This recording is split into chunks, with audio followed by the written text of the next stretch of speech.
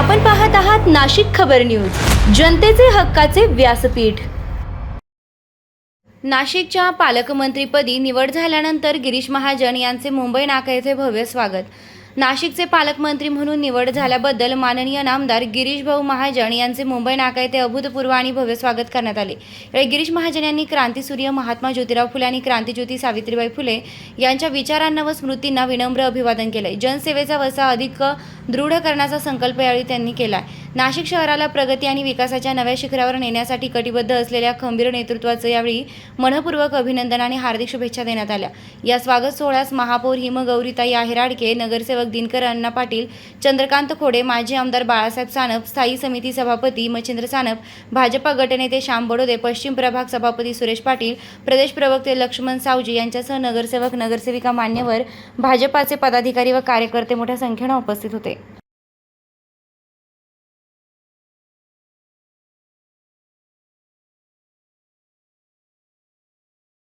विश्वास टाकलेला आहे तो निश्चितच सार्थक ठरवेल।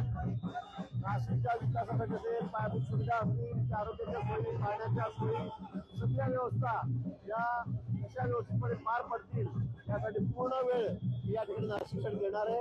कुंभमेळ्याचं मोठं आव्हान आता आमच्या समोर या ठिकाणी आहे आणि म्हणून आपण सर्व नाशिककर मिळून, प्रशासन तर आहे पण प्रशासनाच्या सोबतीला सर्व नाशिककर आम्ही हा कुंभमेळा देश पातळीवर नाही तर जगाच्या पातळीवर हा कसा केंद्रबिंदू ठरेल किंवा स्वच्छ, सुंदर, सुरक्षित कुंभमेळा कसा होईल यासाठी आम्ही सगळे मिळून प्रयत्न या ठिकाणी करू। आधी जबाबदारी पार पडलेली, अर्ध्याच्या वर कामं जे आहेत कुंभमेळ्याचे सुरू झालेले आहेत। पालकमंत्री पद मिळाल्यानंतर शहराच्या सर्वांगीण विकासासाठी सुद्धा प्रयत्न केले जाणार का? आपल्याला कल्पना आहे कुंभमेळ्याच्या निमित्ताने आपल्याला खरं नाशिककरांना एक मोठं ती पर्वणी आहेच, पण विकासाच्या दृष्टीने सुद्धा ही पर्वणी आहे। आज 35,000 40,000 कोटी रुपये नाशिकसाठी, त्र्यंबकेश्वरसाठी, आजूबाजूच्या रस्त्यांसाठी माननीय मुख्यमंत्री महोदयांनी दिलेले आहे, माननीय पंतप्रधानांनी या ठिकाणी दिलेले आहेत। आणि म्हणून मला असं वाटतं की येणारे पुढचे खूप वर्ष मी सांगेल की सगळे रस्ते सिमेंटचे होतात, आजूबाजूचे शहरातले रस्ते सिमेंटचे होत आहेत, अंतर्गत रस्ते आम्ही या ठिकाणी कॉलन्यामधले करतो, घाट करतो, ड्रेनेजची व्यवस्था पण करतो, गोदावरी आम्ही शुद्ध करतो आहोत, अनेक गोष्टी आहेत। आणि हे सगळे कामं, त्याला लागणारा पैसा हा एवढ्या मोठ्या प्रमाणात या ठिकाणी आलेला आहे की मला खात्री आहे की नाशिकचं नाव हे संपूर्ण महाराष्ट्रात नाही तर देशामध्ये आपल्याला करायचं आहे। आमचं शहर सगळ्यात सुंदर शहर कसं राहील, स्वच्छ कसं राहील, सुरक्षित कसं राहील यासाठी आमचा या ठिकाणी प्रयत्न आहे।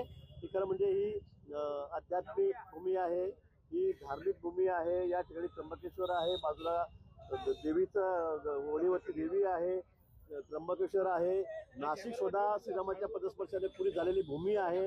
आणि या ठिकाणी आता पर्यटनाला खूप मोठी चालना मिळणार आहे, उद्योगाला चालना मिळणार आहे। आणि म्हणून मला असं वाटतं की नाशिक आता सगळ्यात जलद गतीने वाढणारं शहर म्हणून या ठिकाणी आपल्याला महाराष्ट्रामध्ये बघायला मिळेल। जबाबदारी आता वाढली आहे, कुंभमेळा मंत्री पण आहात, पालकमंत्री पद पण आहे, मागच्या वेळेस पण आपणच पालकमंत्री होतात, त्या गोष्टीचा कसा अनुभव मिळणार आणि जी कामं आता रखडलेली, जी ओरड चालू आहे त्याला कशी गती देणार? नाही, मला वाटतं मी आधीच सांगितलेलं होतं, मी नाशिककरांची दिलगिरी व्यक्त केली होती, माफी मागितली की 4 महिन्याला आपला त्रास होईल। पण मी पुन्हा सांगतो, 4 महिन्यानंतर 6 महिन्यानंतर तुम्ही नाशिक बघाल तर येणारा माणूस, प्रत्येक माणूस आश्चर्याच्या तोंडामध्ये बोट घालेल की नाशिक शहराचा विकास असा कसा झाला, इतक्या सुविधा, पायाभूत सुविधा कशा या ठिकाणी निर्माण झाल्या ते निश्चित आपल्याला बघायला मिळेल। आम्ही कुठेही कमी राहणार नाही, आम्हाला नाशिक शहराचा सगळा चेहरामोहरा बदलायचा आहे। आणि हा नुसता कुंभमेळ्यापुरता नाही तर नाशिक शहरासाठी, नाशिक जिल्ह्याला हा अतिशय लांब पल्ल्यासाठी म्हणजे अगदी पुढचे 50-40 वर्षासाठी या ठिकाणी हा सगळा चेहरामोहरा नाशिक शहराचा बदलणार आहे।